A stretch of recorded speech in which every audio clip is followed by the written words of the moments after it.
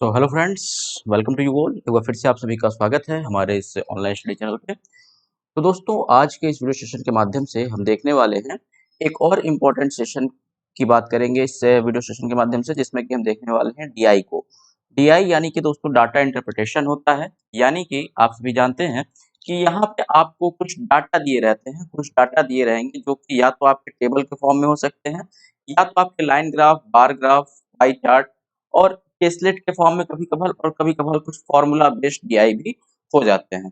ठीक है? और उन डेटा से हमको कुछ वैल्यूज निकालनी होती है, कुछ इंटरप्रिटेशन करना होता है, और अपने कुछ क्वेश्चंस उस पे लिखे रहते हैं। लगभग एक अगर डीआई अगर आप देखते हैं तो एक डीआई में से कम 4 से 5 क्वेश्चन आपके रहते हैं, और उन 4 से 5 क्वेश्चन को सॉल्व करके आपको कुछ आंसर्स निकालने होते हैं। क्लियर? तो सबसे पहले तो आप जान गए कि ये फॉर्मेट क्या-क्या हो सकता है। तो टेबल के फॉर्म में आपके दिए जा सकते हैं, जो कि आपका मैंने यहाँ पे लिख रखा है। उसके बाद लाइन ग्राफ, उसके बाद बार ग्राफ या फिर पाई चार्ट और केसलेट, और साथ ही साथ ये फार्मूला बेस्ड डीआई तो आपका आता ही है। बेसिकली दोस्तों, यहाँ पे हम जो फोकस कर रहे हैं वो यूपी ट्रिपल एससी पेट के बारे में हम बात करेंगे। तो यूपी ट्रिपल एससी पेट में आपके लिए ध्यान दीजिएगा, केवल और केवल आपका या तो टेबल या तो लाइन ग्राफ, और बहुत ज़्यादा पूछा जा सकता है तो बार ग्राफ पूछा जा सकता है। बाकी के ये जो 3 है, यानी कि पाई चार्ट, टेस्लेट डीआई और फार्मूला बेस्ड डीआई, ये आपके बहुत ही हायर लेवल के डीआईज़ हैं, यानी कि बहुत ही हायर लेवल के क्वेश्चन इसमें पूछे जाते हैं, जो बेसिक रूप से आपके पीटी एग्जाम में तो नहीं पूछा जाएगा। ये बैंकिंग एग्जामिनेशन में मतलब आपके कभी-कभार पूछ दिए जाते हैं। बैंकिंग के भी मेंस एग्जाम में टेस्लेट और फार्मूला बेस्ड डीआई आता है। और पाई चार्ट भी जो होता है यूजुअली उन एग्जाम में पूछा जाता है जो आजकल ऑनलाइन हो रहे हैं। ठीक है? आजकल का जो ट्रेंड देखा जा रहा है वो ऑनलाइन एग्जामिनेशन में ही पूछा जा रहा है। ठीक? तो बेसिकली सबसे पहले हम देखते हैं इस वीडियो सेशन में टेबल डीआई के बारे में। यानी कि टेबल डीआई क्या होती है और इनको कैसे जो है हम सॉल्व करते हैं। चलिए, तो सबसे पहले मैं बता दूं दोस्तों, मैंने कुछ क्वेश्चंस यहाँ पे ले रखा है जो कि आपके प्रीवियस ईयर में पूछे गए हैं। यानी कि जो आपके 2021 वाले पीटी एग्जाम में पूछे गए उन क्वेश्चंस को मैंने ले रखा है। साथ ही साथ कुछ क्वेश्चंस हमने लिया हुआ है उसी पैटर्न पे बेस्ड ही कुछ नए क्वेश्चंस को भी हमने ले रखा है, जैसे क्वेश्चन आपसे पूछे जा सकते हैं। तो आइए चलिए हम जो है क्वेश्चंस पे चलेंगे, और आपको दिखाने का प्रयास करेंगे कि किस प्रकार से आप क्वेश्चंस को अपने सॉल्व कर सकते हैं। तो सबसे पहला आपका ये जो है एक आपको टेबल दिख रहा होगा, और कुछ चीजें छुप गई हैं आपकी और बाकी सारी चीजें आपको दिख रही हैं। खैर, जो छुपा हुआ है उससे आपको कोई मतलब नहीं है। मैं बस इसलिए हूँ ताकि मैं आपको इस टेबल को देखना सिखा पाऊँ। ठीक है?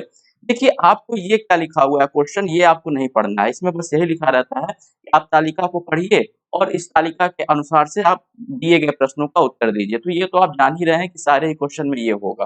ठीक है? तो इस पे आपको ध्यान नहीं देना है। क्लियर? अब आपको केवल और केवल ये पढ़ लेना है क्या लिखा हुआ है। ये पूरा लाइन क्या लिखा हुआ है? तो लिखा हुआ है क्या? 5 सेल्समैन द्वारा अर्जित वार्षिक कमीशन। ठीक है? यानी कि yearly commission earned by 5 salesman. ठीक है? ऐसा कुछ यहाँ पे लिखा हुआ है। साथ ही साथ बात करें तो अगर आप देख सकते हैं, इधर में आपका जो है ये ईयर लिखा हुआ है, यानी कि ये जो लिखा हुआ है ये पूरे वैल्यूज ये ईयर दे रखे हैं, और ये जो है टाइप दे रखा है सेल्समैन का टाइप, मतलब सेल्समैन ए, सेल्समैन बी, सेल्समैन सी, एक नाम है। ठीक? अब अगर मैं आपसे कहूं कि बताइए 2016 में सेल्समैन सी द्वारा कितना अर्जित किया गया है क्या कमीशन। ठीक है? तो हमने कहा 2016 में सेल्समैन सी द्वारा, तो सेल्समैन सी कहाँ पे है? ये वाली लाइन है, इसमें जाइए। ठीक है? और 2016 ये वाली लाइन है, तो दोनों कहाँ क्रॉस कर रही है? इस जगह क्रॉस कर रही है। तो कुछ आपका आंसर क्या आ जाएगा दोस्तों? अगर देखा जाए तो 27,800 के लगभग में आपका आंसर आ रहा है। देखना आप सीख गए कैसे देखा जाएगा। मैं आपको बता रहा हूँ कि कैसे वैल्यूज को आप देखते हैं। ऐसे ही अगर मैं कहूँ 2017 में ए द्वारा, तो 2017 कौन सा लाइन है? ये वाली लाइन है। ए द्वारा ए की लाइन कौन सी है? ये है। दोनों कहाँ पे क्रॉस करेंगे? अगर यहाँ से एक लाइन बनाया जाए और ए से एक लाइन बनाया जाए तो दोनों आकर के इस जगह मिलेंगे, कुछ इस जगह मिलेंगे ना। तो ये किसका जगह है? अगर देखा जाए तो ये 25,200 आ रहा है। ठीक है? तो सेल्समैन ए द्वारा 2017 में कितनी अगर यूनिट या फिर कितना जो है लाभ अर्जित किया गया है, अगर आपसे ये क्वेश्चन पूछता है तो आपका राइट आंसर क्या होगा? जैसा कि आप देख सकते हैं कितना है, 25,200 लिखा हुआ है, ये वाला वैल्यू है आपकी। क्लियर? चलिए, तो समझ गए कैसे देखा जाता है। अब अगर आप इतना समझ गए तो आपके लिए क्वेश्चन करना बड़ा ही ईज़ी हो जाएगा। आपको क्वेश्चन करने में कुछ करना ही नहीं है। अब मैं बैठ जाता हूँ ताकि क्वेश्चन करने में ईज़ी हो। ठीक है? चलिए, अब आपको हम क्वेश्चन करके दिखाते हैं, ठीक है। ये आप समझ गए कैसे होता है, ठीक है, पूरा चीज आप समझ गए। चलिए अब हम चलते हैं जल्दी से क्वेश्चंस की ओर। ये आपके 2021 के क्वेश्चन है। थोड़ा सा मैं जैसा कि पहला क्वेश्चन तो आपको आराम से दिख रहा होगा, इसको पढ़िए। क्या लिखा हुआ है, क्या लिखा हुआ है? किस वर्ष में सेल्समैन सी द्वारा अर्जित कमीशन पिछले वर्ष की तुलना में अधिकतम वृद्धि दर्शाता है? मतलब सेल्समैन सी कहाँ पे है? ये वाली लाइन है, ये जो मैंने अंगूठे से दिखा रहा हूँ, देख रहा है? ये सेल्समैन सी की लाइन है, ये पूरी लाइन, ठीक है। आपको पूरी लाइन आशा करते हैं कि दिख रही होगी, ठीक है। ये सेल्समैन सी की लाइन है, ठीक। डी वाला चुक गया है, लेकिन सी की पूरी लाइन आपको दिख रही है। लिख रहा है किस वर्ष जो है ये अधिकतम वृद्धि दर्शाता है, ठीक है। किस वर्ष अधिकतम वृद्धि दर्शाता है? चलिए देखते हैं। अगर देखा जाए, आप देखिए 2015 से 2016 में कितनी की वृद्धि हुई है? 26,200 से 27,800 हो गया है। माइनस कीजिए बड़े में से छोटे को, 27,800 में से 26,200 को माइनस करेंगे, कितना आ जाएगा? तो अगर आप माइनस करने चलिए तो लगभग लगभग ये आएगा 2,400 के, सॉरी 2,600 ना, 2,600, 2,600 के लगभग में आएगा, ठीक है। इसमें से इसको आप माइनस करेंगे तो इसी प्रकार से 27,800 है, 28,200 है, माइनस कर लीजिए, लगभग 400 के ही आता है। अधिकतम वृद्धि आपको देखनी है, किस वर्ष अधिकतम वृद्धि हो रही है, ठीक है। यहाँ पे माइनस कीजिए 28,200 में से 29,100, ये कितना आएगा? लगभग लगभग आप देख सकते हैं दोस्तों, आसान सा ही है, ठीक है। ये आपके लगभग लगभग 900 के बराबर में आएगा, ठीक है। ऐसे ही यहाँ पे माइनस कीजिए तो 300 के बराबर में आ रहा है। 29,400 था, 29,100 था, तो 300 के लगभग में। और 29,400 में से 3,000 को जब आप माइनस करेंगे तो लगभग में 600 आ रहा है। तो आप बताइए, अब आप ही बता सकते हैं कि इसमें हाईएस्ट वृद्धि कब है? कौन सा इसमें हाईएस्ट है? 2600 हाईएस्ट है ना?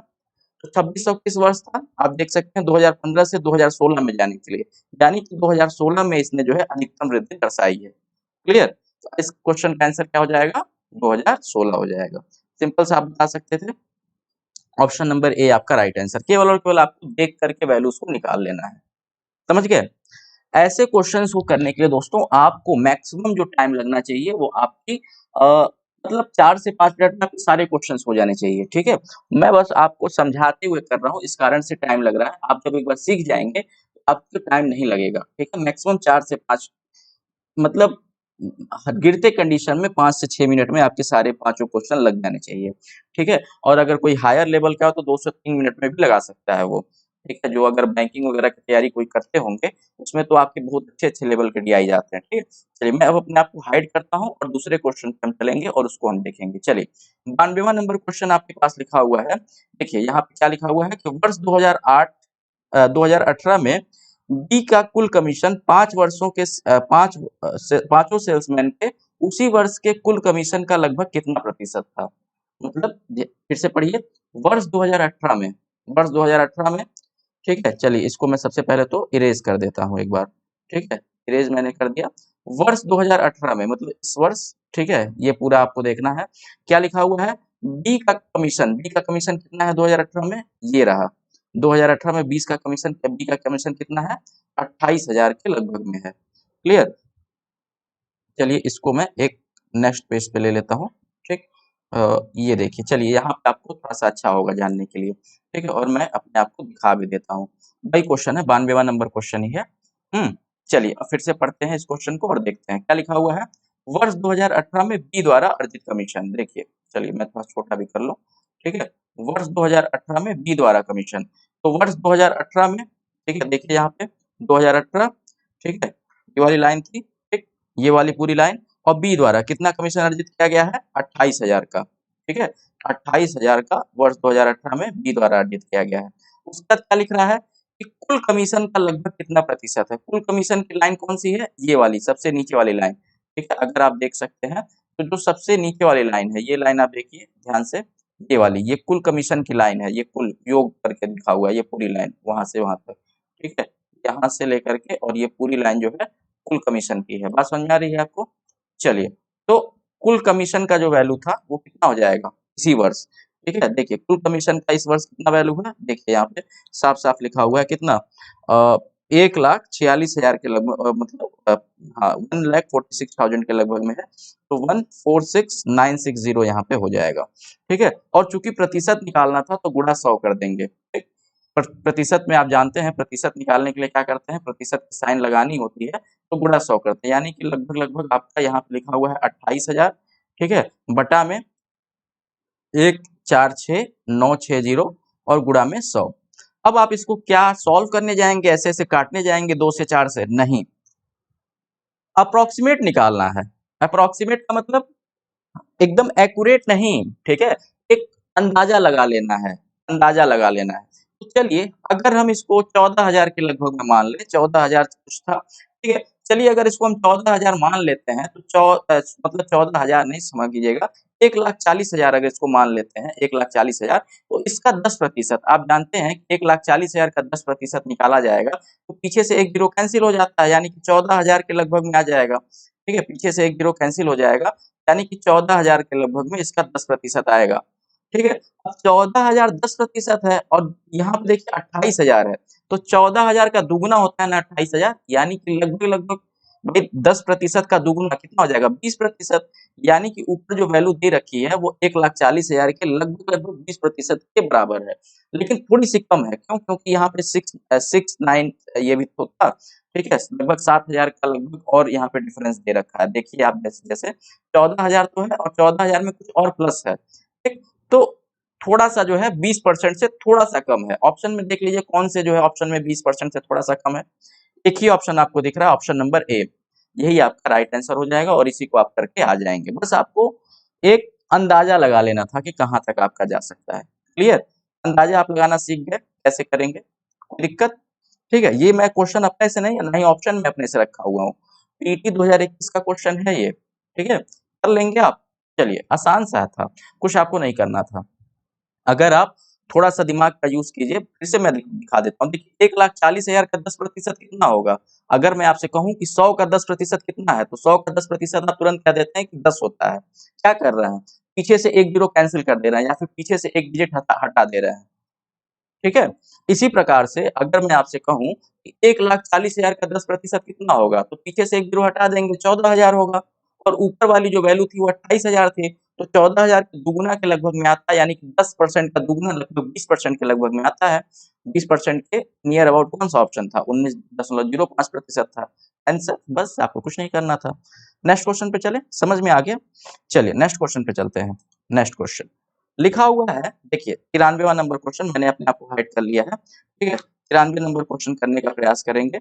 लिखा हुआ है किस सेल्समैन का 2018 में कमीशन 2015 की तुलना में उच्चतम वृद्धि दर्शाता है, ठीक है। अब आपको क्या करना होगा इसमें दोस्तों, लिख रहा है कि किस सेल्समैन का कमीशन 2018 की तुलना में 2015 में अधिकतम वृद्धि दर्शाता है, यानी कि 2018 में से 2015 वाले वैल्यू को, डेटा को माइनस करना होगा, ठीक है, और निकालना होगा कि किसकी अधिकतम वृद्धि है। लेकिन क्या हम सबका माइनस करने जाएंगे? नहीं, केवल और केवल हमको माइनस करना है ए का, बी का, सी का और डी का, इन्हीं चारों में से कोई एक हमारा आंसर होगा। ई को हमको माइनस ही नहीं करना है, क्यों? क्योंकि भाई ई तो ऑप्शन में ही नहीं है, तो ई तो अपने आप ही कट गया, इसको छोड़ दीजिए। उसके बाद हमको इसका किसका माइनस, सबसे पहले ए का माइनस करना है, ए का माइनस कर लेते हैं।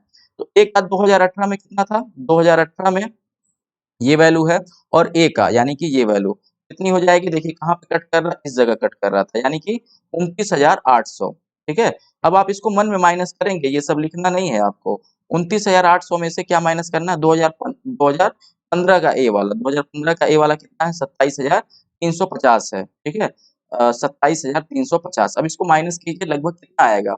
लगभग लगभग हमको जो दिख रहा है 27,350 से 28,350 और 29,350, यानी कि 2,000 तो है ही, प्लस 350 से 800 जाने के लिए, मतलब 800 में से 350 माइनस होगा तो लगभग 450 और आ जाएगा, यानी कि लगभग लगभग आपका जो है, जो माइनस करने पे ए की जो वैल्यू आ रही है वो कितनी आ रही है? लगभग 2450 के आ रही है, ठीक। इसी प्रकार से आप माइनस करेंगे, माइनस करना आप सीख रहे हैं ना कैसे माइनस करना है, ठीक है, अंदाजा ही लगाना, इसमें भी कोई बहुत ज्यादा वो नहीं करना है। यहाँ पे देखिए बी वाले को माइनस करके देखते हैं, ठीक है, बी वाले को माइनस करना है अब, ठीक, बी वाले का कहाँ पे है ध्यान दीजिएगा, बी वाले को जब माइनस कर रहे होंगे तो 28,000, 2018 में 28,000 और 2015 में 26,850। देखिए अब यहाँ पे क्या हमको माइनस करने की भी जरूरत है? एक बार फिर से चलिए मैं अपने आप को दिखाता हूँ, शो करता हूँ और मैं आपसे पूछता हूँ क्वेश्चन, बताइए क्या यहाँ पे हमको माइनस करने की भी जरूरत है? तो आपका आंसर बनेगा नहीं, बिल्कुल जरूरत नहीं है। क्यों नहीं जरूरत है दोस्तों? अगर देखा जाए, ठीक है, ये देखिए 24,000 कितना आ रहा है, ये वाला जो वैल्यू आ रहा है वो आपका 2450 आ रहा है, ठीक है, ये वैल्यू आपकी 2450 आ गई है। आपको क्वेश्चन में पूछा हुआ है कि अधिकतम वृद्धि, मतलब सबसे ऊंचा, सबसे ज्यादा डिफरेंस होना चाहिए था, ठीक। अब यहाँ पे जैसे ही आपने बी वाले को देखा, यहाँ पे 26,850 ही था और यहाँ पे 28,000 था। 28,000 में से 26,850 माइनस करेंगे तो जाहिर सी बात है 2,000 से कम ही आएगा। एक आप अंदाजा लगा सकते थे कि 28,000 में से 2,000 माइनस करेंगे तो 26,000 के लगभग में आना चाहिए था। यानी कि ये जो वैल्यू है, चूंकि 850 माइनस करना था, यानी कि 2,000 से भी कम होगा। तो इसको माइनस करने का कोई मतलब ही नहीं बनता है, क्योंकि इससे बड़ी वैल्यू हमको ऑलरेडी मिल चुकी है। 24,050 हमको ऑलरेडी इससे बड़ी वैल्यू मिल चुकी है, तो हमको इसको माइनस करने का कोई मतलब बनता ही नहीं है, ये हम देखेंगे ही नहीं। बी वाला ऑप्शन हमारा आंसर हो ही नहीं सकता है, ठीक है। चलिए अब हम सी वाले को देख लेते हैं। सी वाला, ये बात समझ में आई ना, इसको माइनस ही नहीं करना था। सी वाला देख लेते हैं, 26,200 था और यहाँ पे 29,100 था। माइनस करके देखिए, अगर यहाँ पे मान लीजिए हम एक सेकंड के लिए मान ले रहे हैं कि 29,200 होता, तो 26,200 में से 29,200 माइनस, मतलब 29,200 में से 26,200 माइनस करते तो कितना आता? 26 के बाद 27, फिर 28, फिर 29, 3,000 के लगभग में आता। ठीक है, 3,000 आता ना, बताइए 3,000 आता कि नहीं? 26,200 में से 29,200 माइनस करते तो 3,000 आता, लेकिन हमने 200 नहीं था यहाँ पे, ये 29,100 ही था। हमने यहाँ पे 200 हमने अपने सुविधा के लिए लेट कर लिया है। तो भाई 100 माइनस कर दीजिए, यानी कि लगभग लगभग कितने के लगभग में आया? 2900 के लगभग में आया। जल्दी से माइनस करने का तरीका है, बड़े-बड़े नंबर्स जो हमको माइनस करने में आसान रहे वही हम लेंगे। तो ये 2900 के लगभग में आ रहा है, यानी कि सबसे ज़्यादा डिफरेंस तो आपका यही हो गया अभी तक। ए वाला भी अब हम काट देंगे, ठीक है? ए वाला नहीं हो सकता है। अब हमारा जो आंसर होगा, अगर डी वाला इससे बड़ा नहीं है तो हमारा सी वाला आंसर हो जाएगा, क्योंकि देखिए सबसे बड़ा यही आ गया, 2900 के लगभग में आ गया। अच्छा, डी वाला भी एक बार चेक कर लेते हैं। यहाँ पे 27,850 है, यहाँ पे देखा जाए तो 3,060 ही है, तो 3,060 में से 27,000 अगर आप माइनस करेंगे तब 3,000 के, मतलब आप देखिए 3,000 में से अगर इसको हम, अगर एक अप्रोक्सीमेट वैल्यू 3,000 के लगभग में मान लेते हैं और इसको अगर हम देखिए 27,000 ही मान लेते हैं, ठीक है, चाहे 27,000 क्या आप मानेंगे, आप देखिए 27,500 से ऊपर था, ठीक है, 27,500 से ऊपर है, यानी कि लगभग 2500 के लगभग में आएगा। 3,000 में से 27,500 माइनस करेंगे तो 2500 के लगभग में आएगा। तो इसको भी चेक करने की जरूरत नहीं थी ना, 2500 से भी कम आएगा, ठीक है, क्योंकि 850 था, 300 इससे भी कम आएगा, 2100 के लगभग में। तो इसको भी हमको करने की जरूरत नहीं है, 2,000 के लगभग में आ रहा है, ठीक है। इससे बड़ी वैल्यू हमको ऑलरेडी मिल चुकी है, सी वाली 2900 के लगभग में मिल चुका है, यानी कि हमारा सबसे बड़ा वाला अधिकतम वृद्धि हमसे पूछा हुआ था। तो अधिकतम वृद्धि किसमें हो रहा है, अगर देखा जाए तो ऑप्शन नंबर सी में हो रहा है कि नहीं, बताइए? 2900 का वृद्धि यहाँ पे आपको दिख रहा है कि नहीं? तो यही वाला आंसर हो जाएगा कि नहीं? ठीक है, ये किसमें हो रहा था? सी वाले में हो रहा था, तो क्यों ना हम इसको आंसर बोल दें, ठीक है, बोल देंगे ना। क्या हमको कुछ और इसमें फालतू ना करने की मतलब थी? एक-एक को हमको माइनस करने का कोई मतलब वैल्यू था? नहीं था, ठीक। चलिए, तो ये चीजें आप छोटी-छोटी चीजें हैं जिसको आप सीख करके जाइए, ठीक है? आपको करने कैसे हैं, ठीक? किस-किस टेक्निक्स का यूज़ करना है, छोटे-छोटे टेक्निक्स हैं जिससे आपके कैलकुलेशन तेज़ी के साथ होंगे, ठीक? अभी आपको लग रहा है कि थोड़ा-सा टाइम लग रहा होगा हमें, ठीक? क्योंकि मैं आपको समझा रहा हूँ, आपको बहुत ही तेज़ी के साथ आप क्वेश्चन करेंगे, जब अगर आप इन टेक्निक्स को सीख लेते हैं। इतने क्वेश्चन्स को प्रैक्टिस कर लीजिए ताकि आपके ये सब टेक्निक्स जो है एकदम आपको कंठस्थ हो जाए। चलिए नेक्स्ट क्वेश्चन पे चलें ज़रा।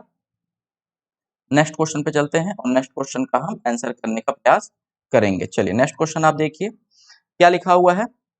पढ़िए। निम्न में से किस वर्ष निम्न में से किस वर्ष किसी भी सेल्समैन द्वारा अर्जित उच्चतम और निम्नतम कमीशन का अंतर सबसे अधिक है? ठीक है, निम्न में से किस वर्ष, ठीक, किसी भी सेल्समैन द्वारा अर्जित उच्चतम और न्यूनतम कमीशन का अंतर सबसे अधिक है। यानी कि देखिए हम 2017, इसमें से निम्न में से केवल और केवल 2017 को देखना है, उसके बाद 2018 को देखना है, 2019 को देखना है, 2020 को देखना है। 15 और 16 को देखना ही नहीं है, क्योंकि यही निम्न में, मतलब निम्नलिखित में खाली 4 ही वर्ष है। ठीक, सबसे पहले तो ये आप समझ गए।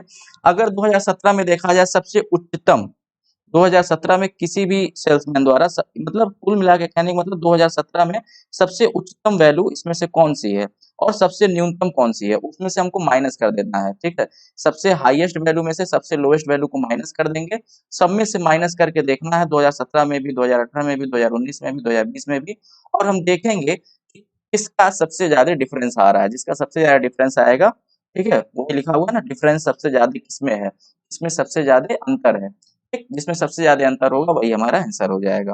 करके देख ले।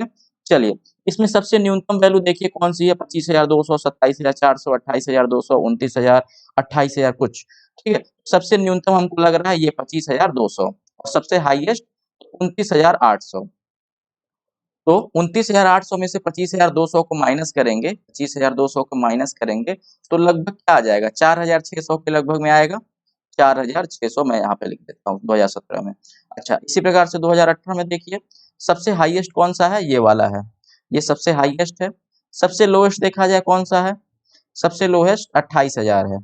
ठीक है, तो 3,060 में से 28,000 माइनस हुआ, आप मन में कर सकते थे 2,060 आएगा, तो ये भी नहीं हो सकता है, मतलब ये तो हो ही नहीं सकता क्योंकि इससे बड़ा वैल्यू ऑलरेडी मिल चुका है।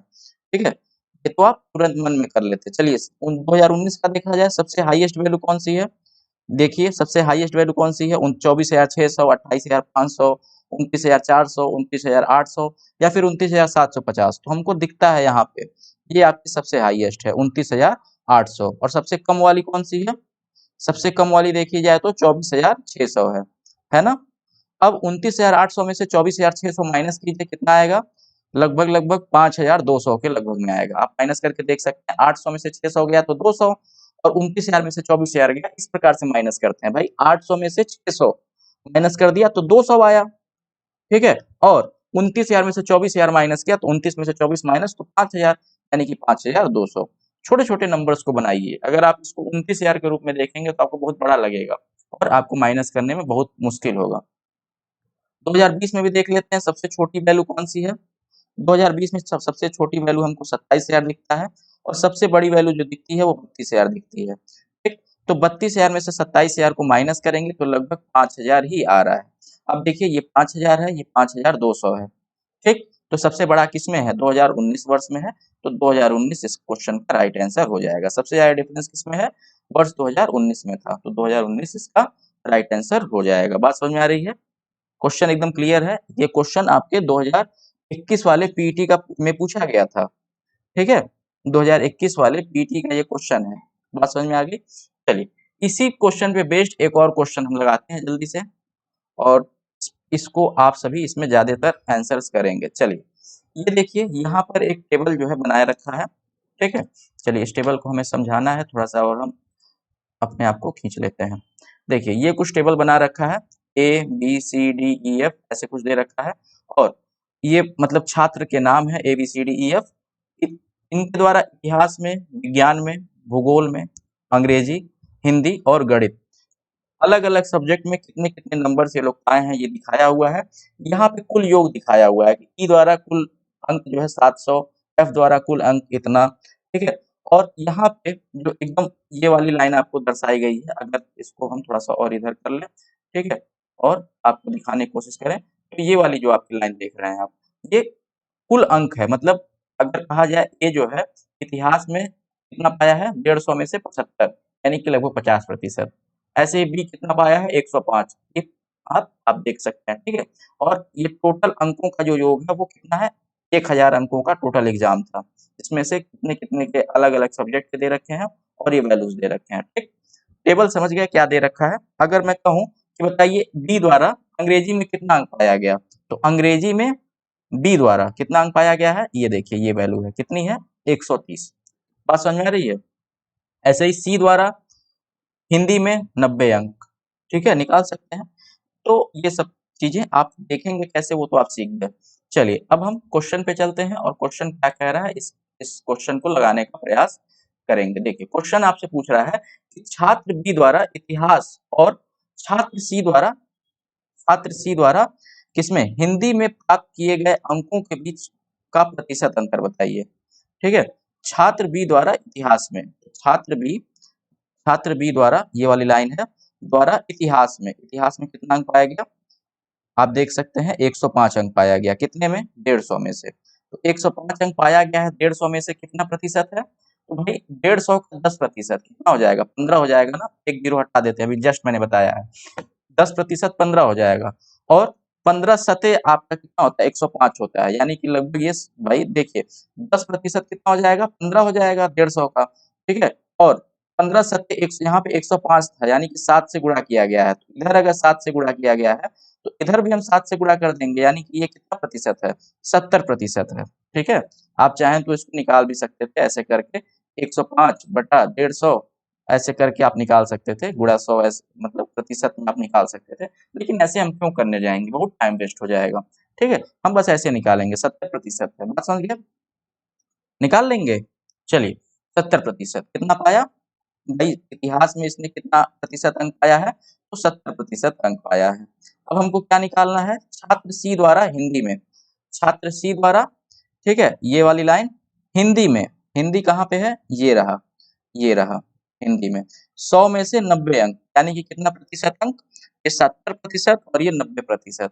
दोनों के बीच में अंतर कितना है? डिफरेंस, इसको डिफरेंस की साइन कहते हैं, ठीक है। ऐसे एस की तरह बना दिया जाता है, ठीक है। तो डिफरेंस कितना है? 70 और 90 का 20 का डिफरेंस है, 20% का, यानी कि आपका आंसर क्या हो जाएगा? ऑप्शन नंबर ए हो जाएगा, 20%। समझ गए क्या करना था, कैसे करना था? कोई दिक्कत तो नहीं है, ठीक है, इसमें दिक्कत नहीं होना चाहिए। चलिए नेक्स्ट क्वेश्चन पे चलते हैं। नेक्स्ट क्वेश्चन पढ़िए क्वेश्चन और फिर से आंसर करने का प्रयास करेंगे। क्या लिखा हुआ है? सी के लिए अंग्रेजी के अंकों के प्रतिशत और सभी 6 विषयों के अंकों के प्रतिशत के औसत प्रतिशत के बीच क्या अंतर है? फिर से एक बार पढ़ते हैं क्वेश्चन, देखिए। सी के लिए अंग्रेजी के अंकों के प्रतिशत, सी के लिए अंग्रेजी के अंक, सी के लिए, ठीक है। चलिए थोड़ा सा बड़ा करें और अच्छे से आपको समझाने का प्रयास करें, ठीक है। चलिए सी के लिए, ये सी की लाइन है, अंग्रेजी के अंक कितने हैं? 150 हैं, कितने में से? 200 में से, ध्यान दीजिएगा 200 में से 150 है, ठीक। तो कितना प्रतिशत हो जाएगा? प्रतिशत निकालना है, ठीक है। अंकों के प्रतिशत निकालना है, यहाँ ध्यान दीजिएगा लिखा हुआ है अंकों का प्रतिशत। तो भाई 150 है 200 में से, तो कितना हो जाएगा? आसानी के साथ आप निकाल सकते थे, सभी निकाल सकते थे, ठीक है। 150 है कितने में से? 200 में से। आप इसको ऐसे काटेंगे तो 3/4 आएगा, और 3/4 का कितना वैल्यू होता है? आप जानते हैं 75% होता है। नहीं तो आप 100 से गुणा कर लीजिए, ऐसे कर लीजिए तो 25 बार में जाएगा, 25 तिरिक 75, यानी कि 75%। अब ऐसे तो आप देख करके बता सकते थे भाई 3/4 था तो 75% ही होता है। क्लियर? चलिए, तो अंग्रेजी में कितना प्रतिशत पाया? ये 75%, ठीक है। अब क्या लिखा हुआ है? सभी 6 विषयों के अंक के औसत प्रतिशत के बीच कितना अंतर है? सभी 6 विषयों में सी द्वारा अंक कितना पाया गया है? 680, कितने में से? टोटल 1000 में से, 1000 में से, देखिए 1000 ये जो उधर लिखा हुआ है, इसमें से 680 अंक, कितना प्रतिशत हो गया? 1000 में से 680, 68% हुआ कि नहीं हुआ? भाई जाहिर सी बात है, और 1000 में का 680 68% ही हुआ, ठीक है। अब आपको क्या करना है? इनके बीच का अंतर निकाल लेना, मतलब 75 और 68% के बीच का कितना अंतर है? भाई टोटल प्रतिशत इसका 68 है, और अंग्रेजी का प्रतिशत कितना है? आपका 75% है, ठीक है। तो पूछा हुआ था कि दोनों के बीच क्या अंतर है, टोटल और अंग्रेजी के प्रतिशत के बीच क्या अंतर है? तो 75 में से 68 को माइनस कर लेंगे, कितना आएगा? लगभग 7% क्या आएगा? ठीक है, आपका ऑप्शन ए 7% यहाँ पे दे रखा है, ये आपका राइट आंसर हो जाएगा ना? बात समझ में आ रही है? कोई दिक्कत ऐसे क्वेश्चंस में? दिक्कत तो नहीं होगी? चलिए फिर से पढ़ लीजिए क्वेश्चन क्या लिखा हुआ है। सी के लिए अंग्रेजी के अंक, सी के लिए अंग्रेजी के अंक कितना है? 150 है, कितने में से? 200 में से, ठीक है। 200 में से 150 अंकों के प्रतिशत लिखा हुआ था, देखिए अंकों के प्रतिशत। तो 150 200 का कितना प्रतिशत है अगर निकालिए तो क्या करेंगे? 150 बटा में 200 गुणा 100 करके आप निकाल सकते थे। अगर किसी को नहीं समझ में आ रहा है तो ऐसे डायरेक्ट काट ली, 50 तिरिक 50 चौक, ठीक है। 4 से 25 बार में कटता है, 25 तिरिक 75%, ठीक। ऐसे डायरेक्ट आप देख करके भी कर सकते थे जो करना चाहें। दूसरा है कि यहाँ पे देखिए कुल अंकों का कितना प्रतिशत है, लिखा हुआ है सभी 6 विषयों में औसत प्रतिशत, 6 विषयों में इसने कितना अंक पाया? 680 अंक, कितने में से? 1000 में से, 1000 में से 680, फिर से आप चाहें तो 680 बटा में 1000 गुणे 100 करके आप निकाल सकते थे, तो ये आपका 68% आ जाएगा। दोनों के बीच का अंतर 7% का है, यही आपका राइट आंसर हो जाएगा। कोई दिक्कत, कर लेंगे आसानी से।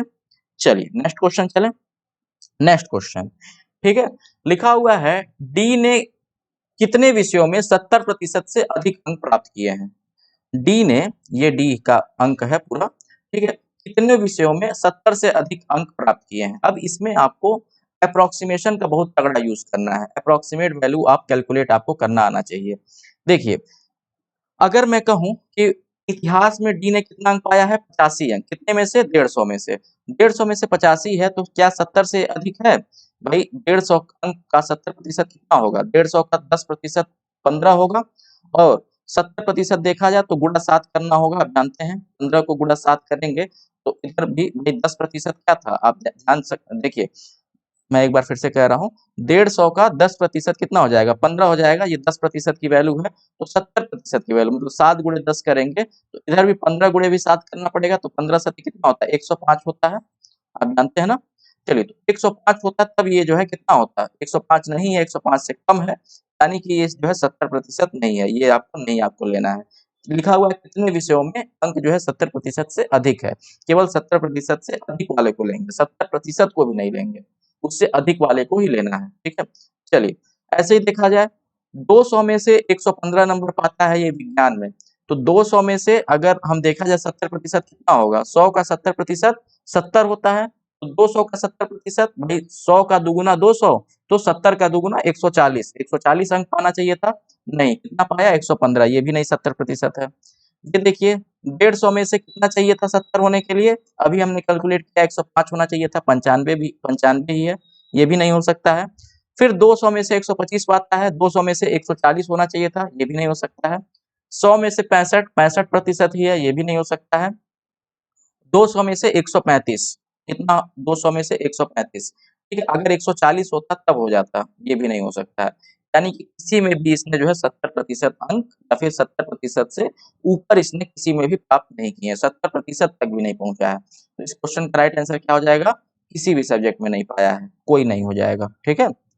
बात समझ में आ गई, 70% से अधिक अंक पूछा हुआ था, किस प्रकार से निकालेंगे, आशा करते हैं आप सभी को समझ में आ गया होगा। अब थोड़ा सा स्पीड में हम चलेंगे, ठीक है। चलिए नेक्स्ट क्वेश्चन को आप तुरंत लगा सकते हैं। लिखा हुआ है अंग्रेजी के लिए छह छात्रों के द्वारा प्राप्त किए गए अंकों के सन्निकट प्रतिशत क्या है। अंग्रेजी के लिए, अंग्रेजी अंग्रेजी वाली लाइन, ठीक है, ये वाली है, ये देख सकते हैं आप, ठीक है, सभी 6 बच्चों द्वारा, ठीक है, प्राप्त किए गए औसत प्रतिशत का मतलब औसत कितना है, इसका औसत प्रतिशत निकालना था। तो भाई सबसे पहले आपको क्या करना पड़ेगा, सभी बच्चों द्वारा जितना जितना अंक प्राप्त किया गया है उसका हमको एवरेज, मतलब उसका सबसे पहले परसेंटेज निकालिए और उस परसेंटेज का एवरेज निकाल दीजिए। देखिए, 200 में से 140 नंबर पाता है कौन, ए, तो 200 में से 140 अंक पाता है, कितना हो गया, 70% हो गया कि नहीं, हो गया ना, अभी मैंने जस्ट बताया भाई। अगर 100 का 70% देखा जाए तो कितना होता है, 70 होता है, तो 200 का 70% कितना हो जाएगा, यहाँ पे गुणा 2 किए हैं तो यहाँ पे भी गुणा 2 कर देंगे, 140 हो जाएगा, यानी कि ये 70% है, ठीक। अब देखिए ये कितना है, 130 है, तो 200 का कितना प्रतिशत है, 65% है। आप लोग कर सकते थे डायरेक्ट, ठीक है भाई, आप इसको क्या करेंगे, 2 से भाग दे दीजिए, क्योंकि 200 में से था ना, तो 2 से भाग दे दीजिए, जितना आएगा वही प्रतिशत हो जाएगा, ठीक। 300 से होता, 300 से भाग 3 से भाग देते, जितना आता वही प्रतिशत हो जाता। चलिए, अब देखिए ये आपका 70% हो गया, ये 65% हो गया दूसरे वाले का। हमको क्या करना है, इसका एवरेज निकालना है। एवरेज आप जानते हैं औसत के लिए क्या करते हैं, औसत निकालने के लिए औसत की वैल्यू क्या होती है आप सभी जानते हैं, चलिए मैं बता देता हूँ। आप जानते हैं योग बटा में संख्या होता है, योग बटा में संख्या होता है, औसत निकालने के लिए योग बटा में संख्या करते हैं, ठीक है। तो योग सबसे पहले निकालना है किसका, प्रतिशत का। तो पहले वाले का जो प्रतिशत हमने निकाला वो कितना आया, 70%। चलिए, तो पहले का हमें जो आया है वो आया है कितना, 70%, तो इसको हम यहाँ पे लिखते हैं, ये मैं यहाँ पे लिखता हूँ, ठीक है। तो 70 प्लस दूसरे का हमने निकाला कितना आया, 65% आया। तीसरे का निकालिए, 150 है, 150 कितना हो जाएगा दोस्तों, 200 का कितना प्रतिशत है, 200 का 150 कितना प्रतिशत है। अगर आप इसको चाहें तो आप ऐसे करके देख सकते हैं भाई, 3/4 है, यानी कि 75% के लगभग में है, आप आसानी से कर सकते थे, 75% है, ठीक है। 125 कितना प्रतिशत है, 125 कीजिए, कर सकते हैं, बताइए। अगर आप चाहें तो ऐसे आप निकाल करके करेंगे, 125 बटा में 200 गुणा 100 कर लीजिए, ठीक है? तो ये ऐसे-ऐसे कट जाएगा, 125 को 2 से भाग दे देंगे, कितना आ जाएगा? लगभग 67.5% आएगा कि नहीं बताइए? 67.5 आ जाएगा कि नहीं? 1 सेकंड, 62.5 सॉरी, ठीक है? ये 62.5 के लगभग में आ जाएगा, ठीक है? प्लस भाई इसका आधा 120 का आधा 60 और 5 का आधा 2.5 कितना हो गया? 62.5 हो गया, 62.5, ठीक है? 125 हो गया, ये भी कट गया। 175 देखिए, ठीक है? 175, 140 का 70 और 5 का है, यानी कि 72.5% ये हो गया। हो गया? और 110 था यहाँ पे, तो प्लस लिख लीजिए, 110 था, तो इसका भी आप आसानी के साथ निकाल सकते हैं। बताइए 110 का कितना प्रतिशत हो जाएगा दोस्तों? जल्दी से बताइए, कितना प्रतिशत हो जाएगा? भाई 110 था ना, 200 में से 110 आसानी से निकाल सकते हैं कि नहीं? 110 को 2 से भाग दे दीजिए, सिंपल सा, कितना हो जाएगा? 55% हो जाएगा, ठीक? 55% हो जाएगा ना? अब इसका हमको क्या करना है? एवरेज निकालना था, तो एवरेज के लिए हम क्या करेंगे? बटा में 1, 2, 3, 4, 5, 6 बटा में 6 कर देंगे। सबको जोड़िए और बटा में 6 कर दीजिए, ठीक है? तो सबको जब आप जोड़ेंगे, ठीक है? सबको जब आप जोड़ेंगे तो कितना आ जाएगा लगभग-लगभग, ठीक है? सबको आप जोड़ लीजिए और बटा में आपको क्या कर देना है? 6 से सबको क्या कर देना है? भाग कर देना है।